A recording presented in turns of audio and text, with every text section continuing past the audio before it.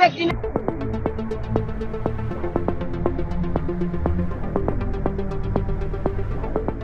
ফেব্রুয়ারির 24 তারিখ সোমবার নগরীর 2 নম্বর গেট বিপ্লব উদ্যানত students alliance for democracy Sudder মানববন্ধন অনুষ্ঠিত হয়। এড়েতুন তারা বর্তমান অরাজক পরিস্থিতি মোকাবেলায় 6 দফা দাবি পেশ করছে।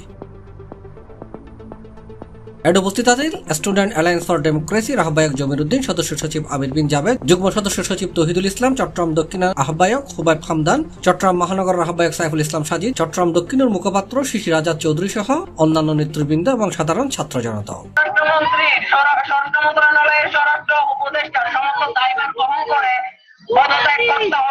এ সময় স্যাডার আহ্বায়ক জমির উদ্দিন হই বর্তমান দেশের অরাজক পরিস্থিতির দায় সরকারের অবলম্বন করিব এবং দ্রুত পরিস্থিতির উন্নয়নে কাজ গরম করিব। সদস্য সচিব আবির বিন জাবেদ হই হনভাবেই আরা সেনা শাসন বেরহম হনে কিছু আশা নগরী মানি নলই অরাজক পরিস্থিতি মোকাবেলায় সরকারতে কাজ গরম করিব।